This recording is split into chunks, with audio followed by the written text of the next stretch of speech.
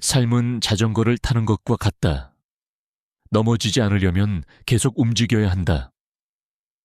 이 말은 천재 과학자 아인슈타인이 남긴 인생에 대한 가장 단순하고도 명료한 통찰입니다.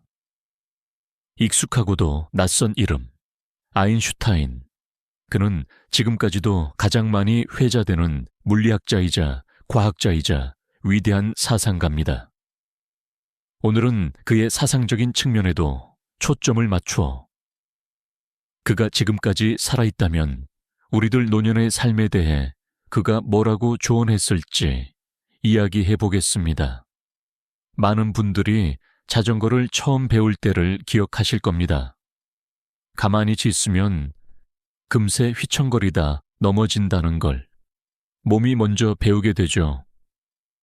삶도 그렇습니다.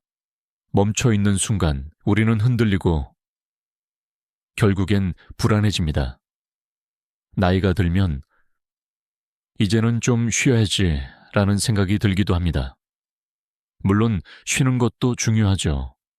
하지만 머무는 삶이 습관이 되면 마음까지 늙어버릴 수 있습니다. 아인슈타인은 말합니다.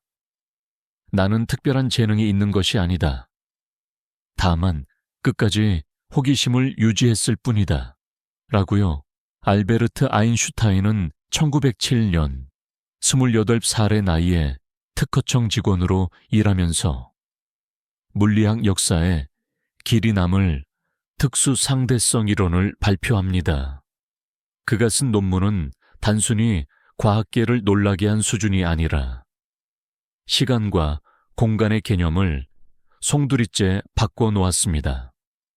이후 1915년에는 일반 상대성 이론을 발표하게 되죠. 중력이 단순한 힘이 아니라 시공간의 휘어짐이라는 주장을 통해 우주의 구조를 보는 인간의 시각을 완전히 바꿔놓았습니다. 하지만 아인슈타인의 삶은 단순한 과학적 성공으로만 채워진 인생이 아니었습니다. 그는 독일에서 태어났지만 나치 정권이 들어서며 유대인이라는 이유로 쫓기듯 스위스로 그리고 미국으로 망명하게 됩니다. 과학자가 아닌 한 명의 인간으로서 전쟁과 폭력의 참혹함 앞에서 깊은 슬픔과 고민을 겪기도 했습니다. 특히 미국 맨해튼 프로젝트를 통해 원자폭탄이 개발되었을 때 그는 자신의 이론이 전쟁에 쓰였다는 죄책감을 오래도록 가슴에 품었습니다. 그래서 생애 후반에는 평화주의자로서의 활동에 더욱 집중했습니다.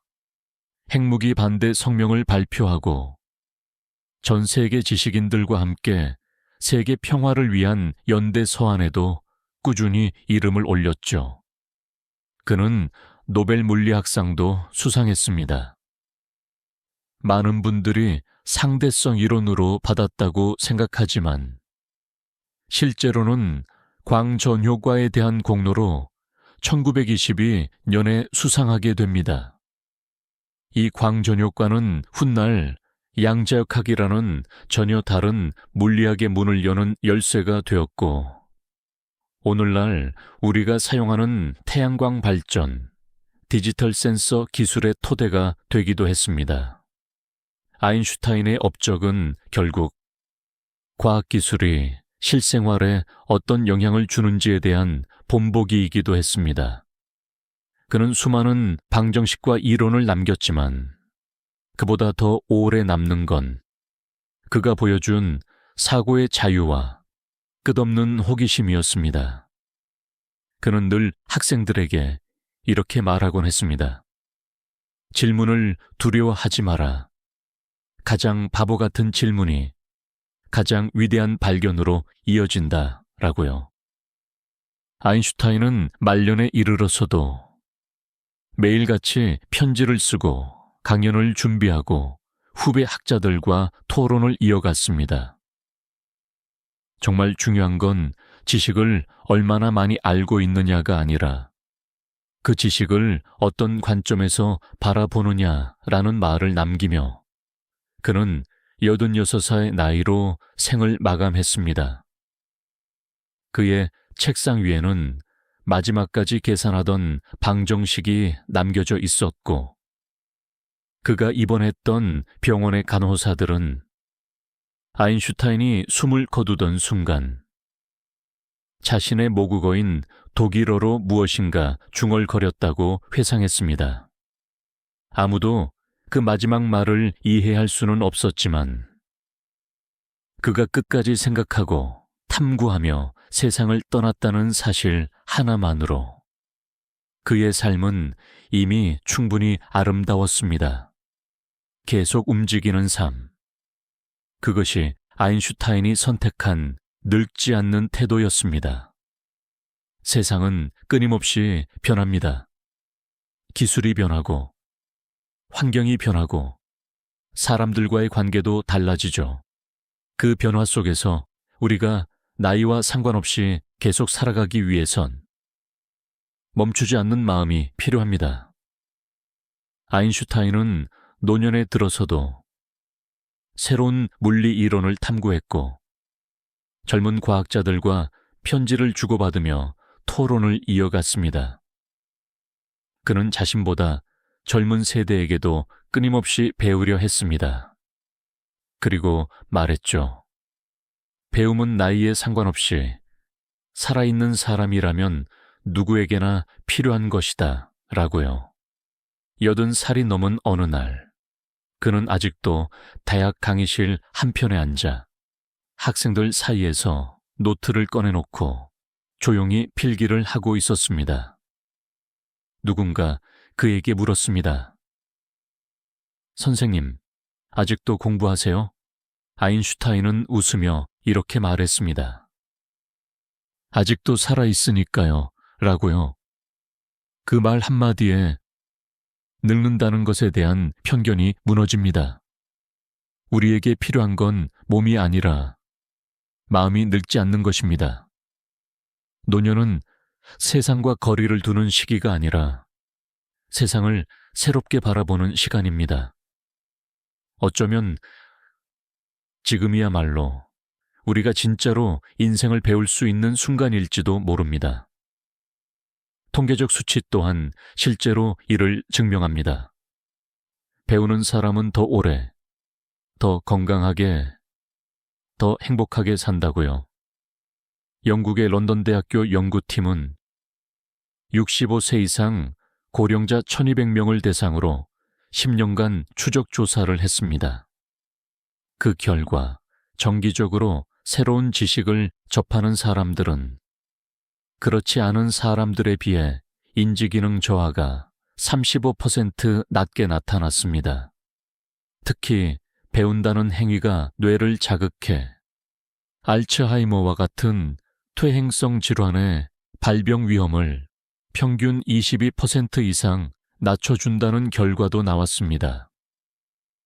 미국 국립노화연구소에서도 비슷한 데이터를 발표했습니다. 60대 후반부터 70대 중반까지의 성인 2,500명을 대상으로 진행한 연구에 따르면 새로운 기술을 배우는 그룹은 단순한 퍼즐이나 TV 시청만 하는 그룹에 비해 기억력과 집중력 지표가 평균 28% 향상되었고 삶의 만족도 또한 18% 높게 나타났습니다. 배움은 건강뿐 아니라 삶의 태도도 바꿉니다. 한국보건사회연구원에서 실시한 전국 65세 이상 노년층 만여 명을 대상으로 한 조사에 따르면 배우고 있다고 응답한 사람들의 우울감 경험률은 25%, 배우지 않는다고 답한 이들의 우울감 경험률은 42%에 달했습니다. 무려 57% 차이입니다. 뿐만 아니라 배움이 있는 삶을 사는 이들의 사회적 고립감은 28% 낮고 자기 효능감 지수는 평균 14점 이상 더 높게 나타났습니다. 배움은 지적 자극만 주는 것이 아닙니다. 타인과의 연결, 자존감, 스스로에 대한 신뢰를 회복시켜주는 삶의 정서적 백신이 되기도 합니다. 실제로 평생 교육 프로그램에 꾸준히 참여하고 있는 노년층의 평균 수명은 일반 인구보다 평균 2.3년 더 길다는 연구 결과도 있습니다. 이 모든 수치는 우리가 왜 늦게라도 배워야 하는지를 또렷하게 말해줍니다. 배움은 단지 지식을 쌓는 것이 아니라 우리를 살아있는 사람으로 만드는 일입니다. 책을 펼치고 낯선 사람과 대화를 나누고 새로운 걸 배우는 그 순간마다 우리 안의 자전거는 넘어지지 않고 계속 앞으로 나아가고 있는 것입니다. 그러니 이제라도 두려워하지 마세요. 지금 시작해도 절대 늦지 않았습니다. 아인슈타인은 말했습니다. 상상력은 지식보다 중요하다. 상상력이야말로 미래를 여는 열쇠이기 때문이다. 라고요. 상상하고 질문하고 또 움직이는 삶. 그것이 바로 늙지 않는 마음입니다. 오늘은 아인슈타인을 통해 우리의 삶의 태도를 생각해 봤습니다. 영상이 도움이 되셨다면 영상의 좋아요를 부탁드립니다. 구독과 댓글도 해주시면 영상 제작에 큰 힘이 됩니다. 감사합니다.